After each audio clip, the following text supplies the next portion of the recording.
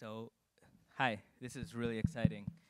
Full disclosure, I'm an investor and evangelist in Aura, and Harpreet asked me to help moderate this because I'm like screaming about how amazing this ring is. So, let's get started. Cool. Um, So, I don't know if how many people know about your story, but you're like a crazy New York hedge fund, Wall Street trader, and I think was the perfect candidate for raising your own consciousness. So can you share how this even started? yeah, I would say I like to have. At one point in my life, I did have a soul. I went to University of Michigan. I studied electrical engineering. Actually, I saw some other Michiganders here, and I know we had a talk from one earlier, so some in the audience. But I did study electrical engineering and focused on sensor tech. I studied MEMS. But when I was leaving college, I'd say Wall Street and the allure of money sort of was calling my name for some reason, mainly because my friends told me they're going to make more than me and work less than me, or work less hard, per se, or less conscious, maybe. Ended up going to Morgan Stanley. I worked in investment banking for 1 year. I came in weighing about 140 pounds. Within sort of, call it 50 weeks, less than a year, I'd gained 45 pounds. I was eating pretty clean. I was doing paleo, but I wasn't sleeping. I was getting routinely about 3 to 4 hours of sleep a night, and I was gaining a pound a week. I became pretty unhappy, and I started to realize that not only physically, but also just mentally and emotionally. And I started to, and most bankers, as a previous speakers just talked about, don't really talk about this, right? I think everyone's sort of chasing the allure of money. I was doing the same, and you sort of see more people that have more money than you, but then you start to realize actually you're all pretty unhappy. So I decided to actually make a switch and focus on something that I knew that was my true passion, and I think it was sort of the intersection of health and technology and sort of everything we can do to improve human life. So I think this is and kudos to Nicole, one of the most sophisticated audience I've ever experienced, and I think they want to get into the science of this. So can you share what you actually pack into this tiny thing and how it works? Yeah, sure. So the ring's about 8 millimeters wide and about 3 millimeters thick. And somehow we're able to fit in some of these sensors in there. So we have 2 infrared LEDs. We're sampling at 250 hertz continuously. We have an infrared detector to see what's bouncing back. 3 thermistors, or temperature sensors. We also have an accelerometer and a gyroscope. In terms of what we measure, we do focus on sleep. Sort of sleep, as Nicole mentioned earlier, just being a really great place to look for your emotional well-being, and also has a lot of indicators into long-term health, which we'll talk about. We do measure heart rate variability all throughout the night, respiratory rate, changes in your body temperature as well. And also, during the day, steps and movement, just like some of the other trackers out there. Really? This ring does all that? All that, yeah. So, there's a lot of biohackers, consciousness hackers. I'm really, intrigued by all the different data and what we can access. There's a lot of things to test, like ketones and glucose. What made you guys choose sleep?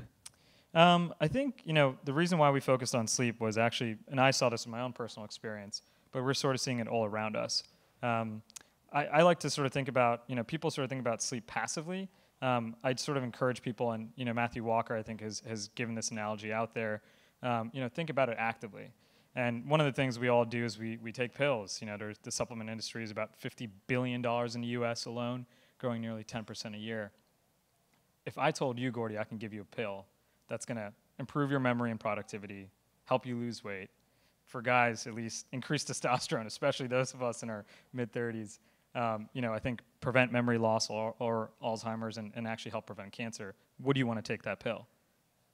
Did you just say this ring will increase my testosterone? If you use the data correctly off of it and improve your sleep, yes. Can I use one on each finger for more? I'm not going to complain. That'll be some good sales. So, yeah, sure. Sleep is that pill. I think many of us, again, think about it passively, and there's a ton of science to back all this stuff up. I think it's just, we've sort of had this culture that's forced us or pushed us to work harder and, let go of sleep and sort of not really think about it. But actually just, the BioBeats guys were absolutely right. When you start to get in a state of stress and that happens with lack of sleep, you can't even feel. You can't even think. You really don't, when people ask how you're feeling, it's like you can't really honestly answer them because you don't really have a great state of consciousness. So why a ring? In terms of why a ring, I think one of the things we found was that most typical wearables were started on the wrist, and I think Fitbit actually helped pioneer some of this, and as is others, as Basis and Jawbone and others. But what we found is actually for sensing heart rate, you want to look at it sort of like hospitals do. So every hospital basically measures your heart rate and your SpO2 on your finger. Why is that? Well, it turns out the arteries on the inside of your wrist actually flow to your fingers, and the skin on your fingers is quite thin. And because of that, the pulse signal from your finger is about 50 to 100 times stronger than that of the wrist. So our view was, okay, let's actually start there where we can get the best signal and something that's comfortable to wear. Also, it's sort of the oldest wearable, when you think about a wedding ring. So what we sort of found is people are used to it. It's convenient. So the accuracy from the pulse signal is there. But frankly, it's just convenient. We did test. We tried using stuff on the wrist. We tried actually even chest straps. We tried, people wearing things on their heads, and we just found from consumer testing they didn't love those form factors. It was harder for them to use. They didn't tend to use it actually as frequently as they'd wear a ring. So that's why we focused actually on the ring. So one of the interesting things that I've discovered in the last few weeks while I've been geeking out on it is, and I can't wait for you to share how this all works, is one of the things that I've struggled with in prioritizing in my own health is my physical health and my fitness, because that always falls to the last priority, which I'm changing.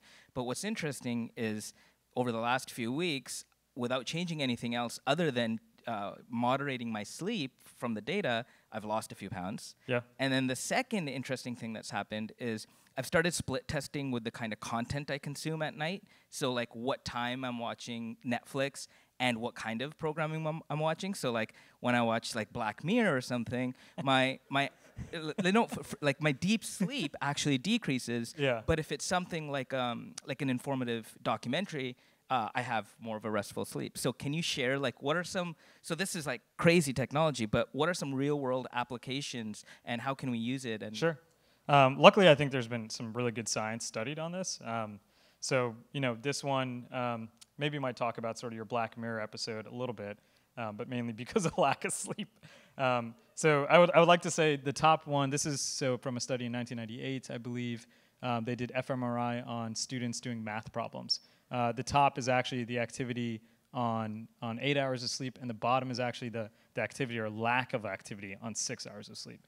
So basically, the red and the yellow indicate sort of neurons firing, but it's just so interesting to see on 2 hours less sleep when doing the same problems on basically a control group, right? That holy crap, you actually aren't thinking, the neurons are not firing, and so so many of us, about a third of us every day, we go through this, right, when we get less than 6 hours of sleep. As far as the weight loss, one of the interesting studies recently done actually shows this is only half the data. There's two parts of this, but they looked at lack of sleep and Grehlin and leptin. And so Grehlin's actually a hormone that controls your hunger, and leptin actually controls your satiety, how full you are. And so what they found is actually when you get less sleep, one of the first things that jacks up actually is your Grehlin, right? So you end up actually getting hungrier, and you can see this here when you're on 4.5 hours, right, of sleep. Like your Grehlin is actually up by close to 45%. So you're actually hungrier, and then when you eat the food, your leptin is actually down. So your satiety after you eat is actually down. So that's why, I don't know if when you guys travel, this happens to me a lot. Unfortunately, I still travel a decent bit. And, I'll sleep and won't get great sleep, and then I crave crappy food, and then when I eat the crappy food, I don't feel as full. And so this is what some researchers do believe is actually the leading reason for weight gain during sort of, periods of lack of sleep. I think there's two other studies I love.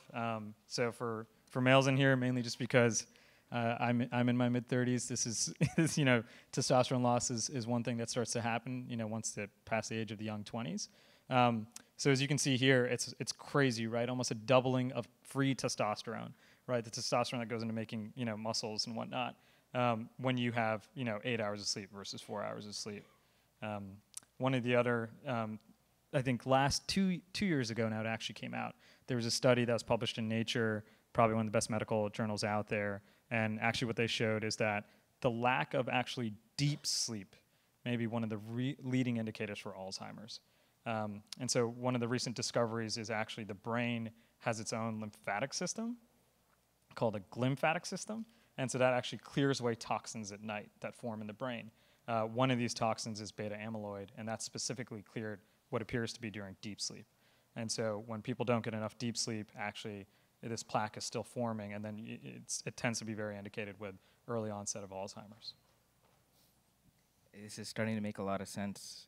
I have 3 kids, 6, 5, and 2, and so I haven't slept a lot in the last few years. So thank you. So I guess, one of the things that people ask us all the time is data is great, but how are people using the data? Because when people use data, that's empowering. So I think, we just chose some user stories of, people that have actually just shared this online with us using our devices over the last few weeks. So this one is actually San Diego Joey. If you can tell from his picture, he does not have dad bod, even though he has 3 kids. I know it's really hard to see up there.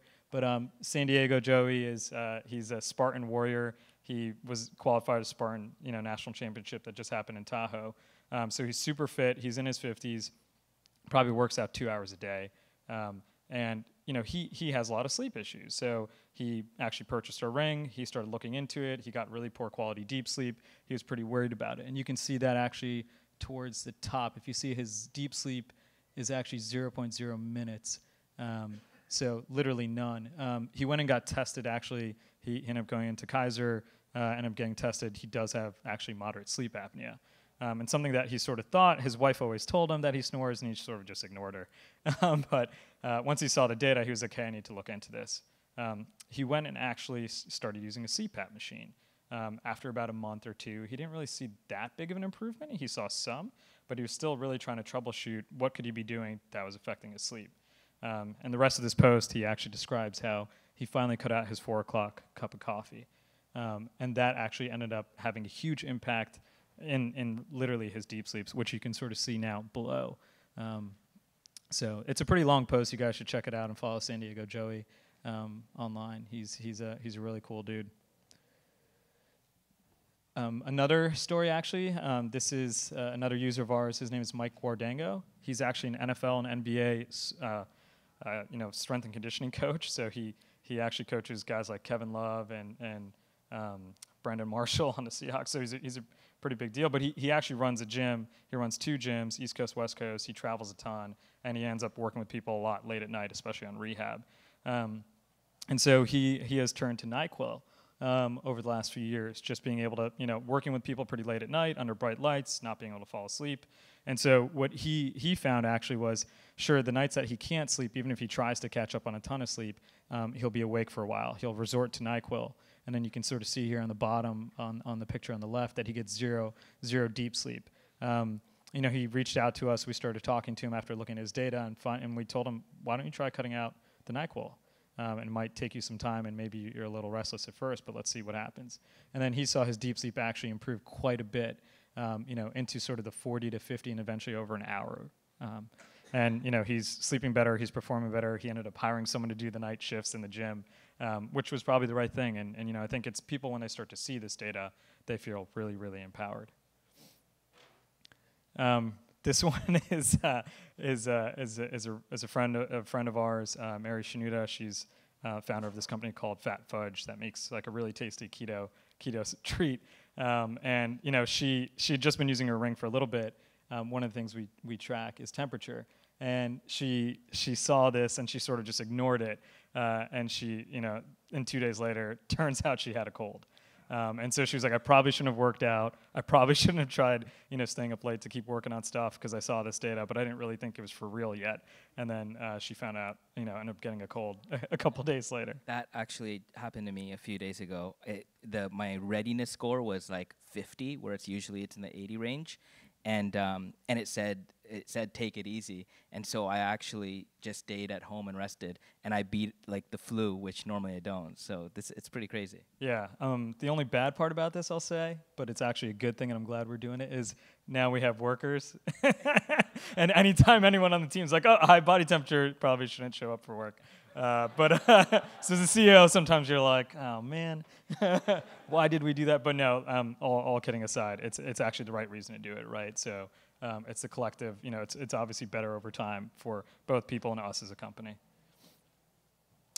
This last one, Nicole told me I have to share some of my data. I said my data is really boring. But anyway, here's something I love seeing. So, I've definitely not been working out as much as I want to. Just running a company that's growing fast, as many of us know here, can totally take its toll. But, every once in a while I do get to the gym. So I did get to the gym this last weekend.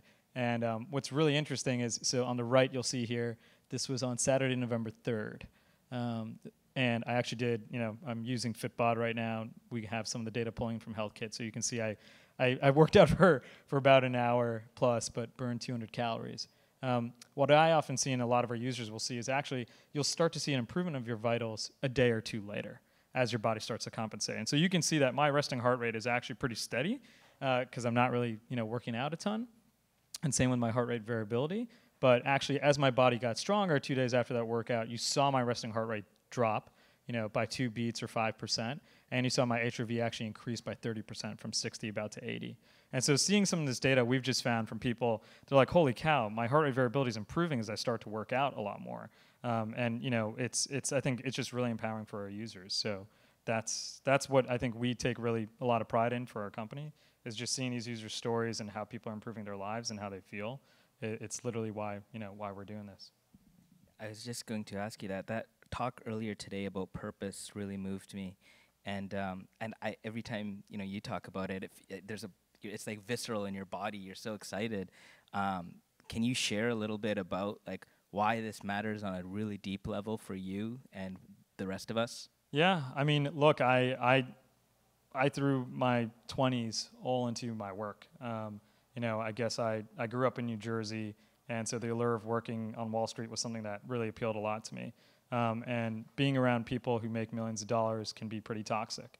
And I chased it and, made it and still found actually I wasn't happy.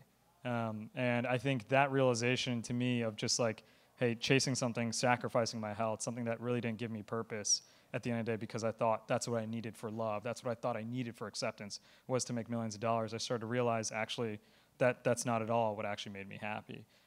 So I think, focusing on something that can help, like everyone in this community here is doing, is truly awesome. And, we're just thrilled to be part of that journey. So more money, more problems. Exactly. I mean, it's crazy. Like we would joke about it in the industry for those that like have left. It's like one of those things when you're in it, you don't talk about it.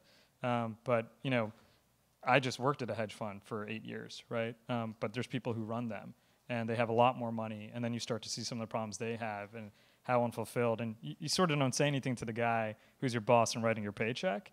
It's pretty hard to do that, but I think, when you take a step back, or for me it was a case of a loved one who was like, look, you've done well, career and everything's great, but if you're not happy, like you become, more miserable now with money in your bank account. When you're 18 and had none, you were happier. And so I just feel like that happens to so many people. And so looking at your health, finding purpose, I think, those are two things in life that'll really, truly bring you happiness. Sweet. And I think Ouras make a good Christmas gifts too. Only if you buy 10 at a time. Yeah. I think I know you wanted to take like a couple audience questions. Yeah. We have like a minute and a half. So if anybody has a burning question for Harpreet. Or Gordy. There's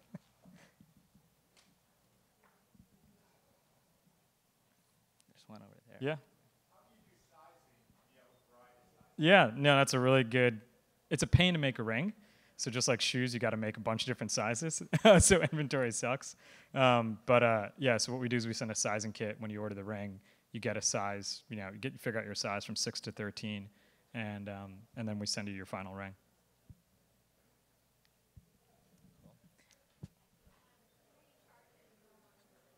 Yeah, the battery lasts about 6 nights, 5 to 6 nights, depends on the person because everyone's pulse signal strength is slightly different. And you charge it on a dock. It's about like the size of a $50. So it's a wireless charge, and it charges in about an hour. It's a small battery, so it doesn't take that much to charge.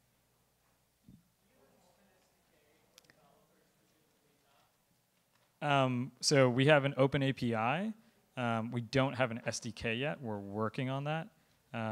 But yeah, right now we have a totally open, pretty well documented API. I think we've probably had maybe 16 different people using it right now, different partners. So I think the time's up, but I know Harpreet's around for the rest of today and some of tomorrow as well. So hit him up if you guys have any questions. Thanks a lot, Harpreet. thank you.